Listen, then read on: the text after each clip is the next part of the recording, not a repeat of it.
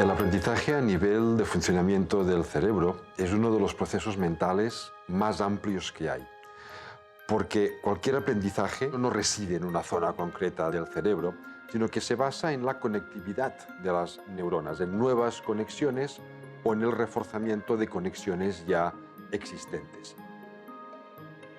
Si a nivel funcional pues hay una zona donde reside más el pensamiento lógico, la creatividad, el pensamiento abstracto, la toma de decisiones, las emociones de la memoria. La función ejecutiva es el prefrontal, es la región que se encuentra aquí, en esta parte. Las cosas que yo pienso se ejecutan mediante esa parte del cerebro. Eso significa toda la parte racional del cerebro y toda la parte emocional. Esa función ejecutiva tiene tres partes. La primera parte es la concentración, la segunda parte es el control de impulsos y la tercera parte es la memoria a corto plazo. Esa función ejecutiva, si la vemos como un motor de una gasolina, que son unos neurotransmisores, entonces para que ese motor funcione bien, tengo que tener bien los sistemas que se encargan de la emoción, que es una región del cerebro que se llama amígdala, que lo que hace es potenciar que mi función ejecutiva esté correctamente activa. Por eso cuando algo me gusta o algo me emociona, soy capaz de estar concentrado, controlar impulsos, aprender mejor. Y dentro de esa emoción está la motivación. Todo eso activa unos elementos en mi cabeza que, en definitiva, mejora mi función ejecutiva. Pero el aprendizaje se basa en conectar cuantas más áreas sea posible del cerebro. Un aprendizaje que consigue movilizar emociones, raciocinio, toma de decisiones, memoria a largo término es un aprendizaje que va a quedar mucho más consolidado y además que va a ser mucho más fácil recuperarlo de forma voluntaria, consciente y de aplicarlo correctamente a situaciones nuevas. Esto es especialmente importante tanto en la infancia como en la adolescencia, que es cuando se están formando más conexiones nuevas dentro del cerebro.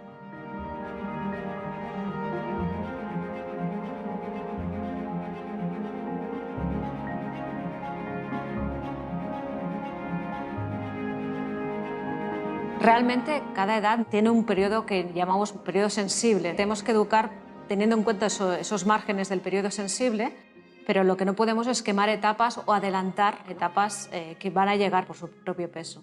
Adelantar objetivos se gana muy poco y se puede perder muchísimo. ¿Qué hacemos cuando cogemos y ponemos por ley, obligamos a todos los niños a leer con 5 con 6 años y adelantamos objetivos? Lo que estamos es empezando a hacerle daño a la amígdala, a su autoestima. Ellos creen que no son capaces de hacerlo, pero porque no tienen esos motores activos.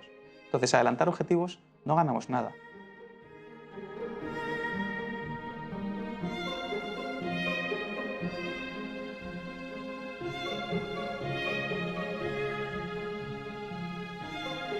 Forzar a lo que hace es que el cerebro asocie aprendizaje a malestar, a estrés, a aspectos emocionales negativos, lo que va a implicar después a una menor capacidad de utilizar estos aprendizajes y sobre todo de utilizarlos en el contexto adecuado.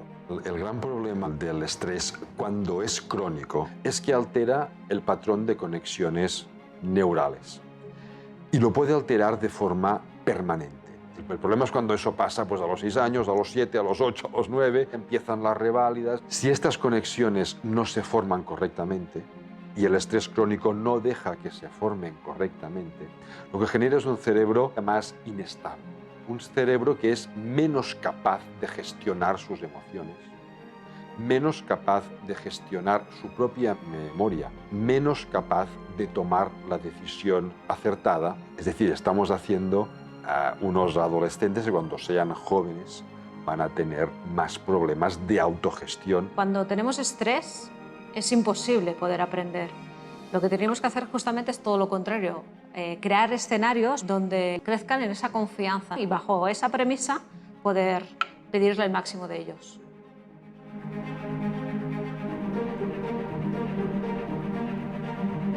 El tener unas reválidas, si eso se convierte en lo único importante y no el aprendizaje del niño, al final lo único importante es llegar a esos niveles de reválida, con lo cual no estamos respetando las velocidades diferentes a las cuales va desarrollándose el cerebro de los niños. Estamos dejando fuera a un montón de niños. Para acreditar lo que hemos aprendido sería hacer una propuesta de evaluación auténtica, y eso poco tiene que ver con los exámenes. Nosotros tenemos una especie de educación bulímica. Yo te meto contenidos, tú me los vomitas en el examen y luego te olvidas.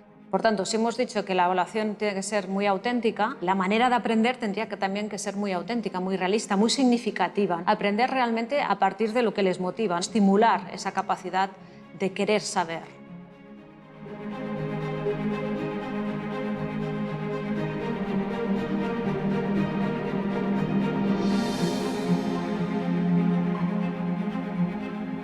Una de las maneras que la LOMCE promueve en el aprendizaje sería a través de la memorización pura y dura, lo que sería el empolle.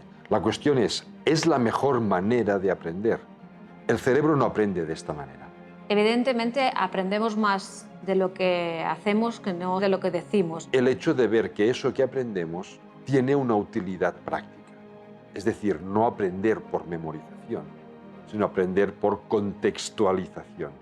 Os pongo un ejemplo de metodología auténtica, trabajo por proyectos, aprendizaje basado en problemas, cualquier metodología que sea salir del aula hacia la realidad o hacer entrar la realidad dentro del aula.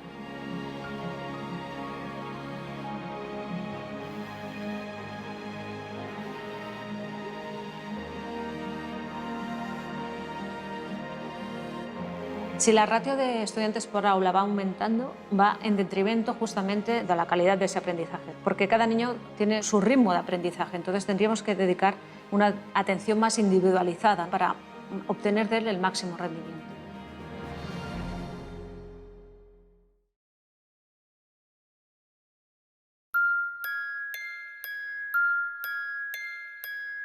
El principal motor del aprendizaje es la imitación. Y imitamos porque tenemos un determinado tipo de neuronas, se llaman neuronas espejo, que lo que permiten es reflejar en nuestro interior aquello que vemos fuera. No solo a nivel motor, a nivel de motivación, de creatividad, de emociones. La neurona espejo es lo que hace que entendamos, que empaticemos con los contenidos que estamos entendiendo. Si en vez de tener a todos mirando a una clase magistral fomentáramos la cooperación en el aula, el aprendizaje de todos sería mayor, porque el aprendizaje cooperativo es mucho más potente, porque se enciende nuestra neurona espejo.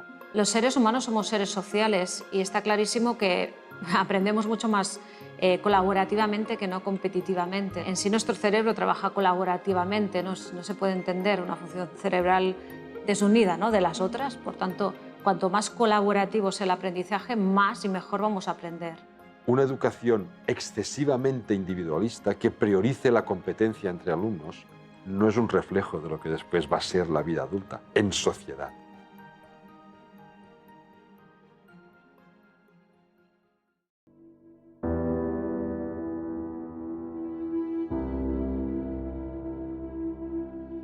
No hay ninguna asignatura que sea de segundo orden. Si nosotros no usamos las herramientas del arte, las herramientas de la creatividad para encender la pasión, la motivación, al final los niños, esas partes del cerebro que las tienen apagadas, no saben por qué están aprendiendo.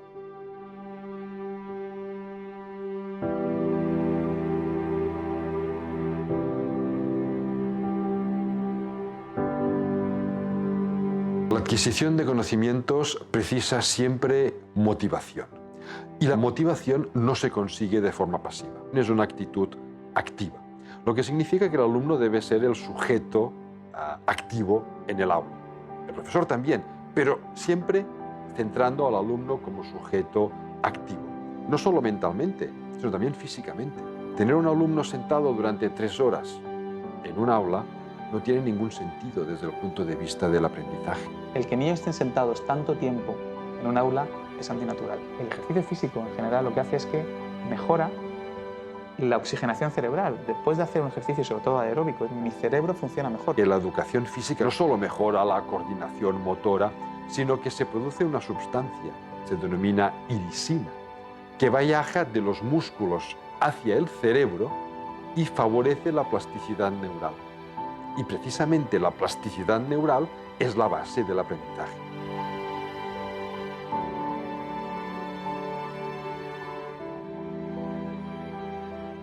El departamento de atención es clave.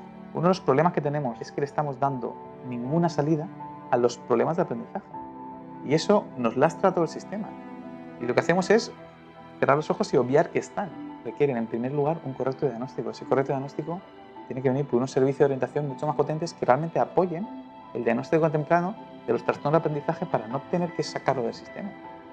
Cada una de las personas que forman la comunidad educativa es importante. Ese lazo entre familia y escuela es garantía de éxito para un buen aprendizaje.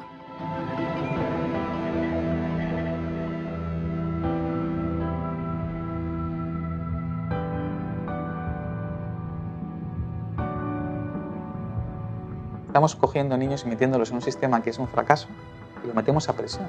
Pero los niños sienten que no están dando la talla ante lo que les pedimos. Problemas de autoestima inmensos, problemas de depresión, problemas de falta de tiempo. O sea, no puede ser que los niños estén hasta las 10 de la noche haciendo los deberes. Luego, ¿cómo le vas a pedir que le guste estudiar? Es que es imposible. Es imposible que su amígdala se encienda cuando le pedimos que siga aprendiendo. Lo que estamos haciendo es desmotivando. Los riesgos y problemas que pueden surgir si aplicamos la ley tal cual es... estamos excluyendo a muchos chicos del sistema educativo. No hay nada más bonito que aprender, pero para ellos no, porque llevamos diciendo de muchísimo tiempo que esto no es bonito, esto es obligatorio.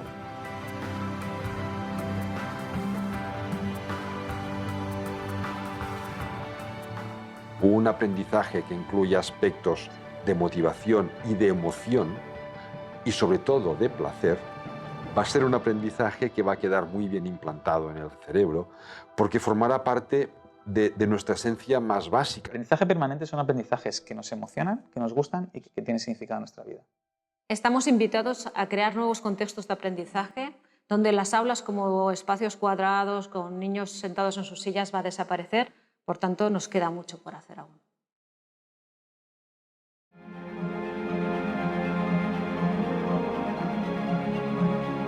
Siempre tenemos que confiar en esa capacidad que tiene el maestro de hacer suya ese espacio educativo que es el aula y son los estudiantes, ¿no? Y es con la complicidad de ellos que se puede llegar hasta donde queramos llegar. Yo he visto profesores que están cambiando colegios enteros, porque él se lo cree profundamente en la educación y quiere generar esa transformación. Vamos a potenciar a esos profesores, vamos a cuidarlos y vamos a darles un apoyo científico y decir, perdón, lo que estáis haciendo vosotros tiene mucho más que ver con la ciencia que el que está siguiendo un método que es absurdo, es un método fracasado, que se crean que otro tipo de aprendizaje es posible.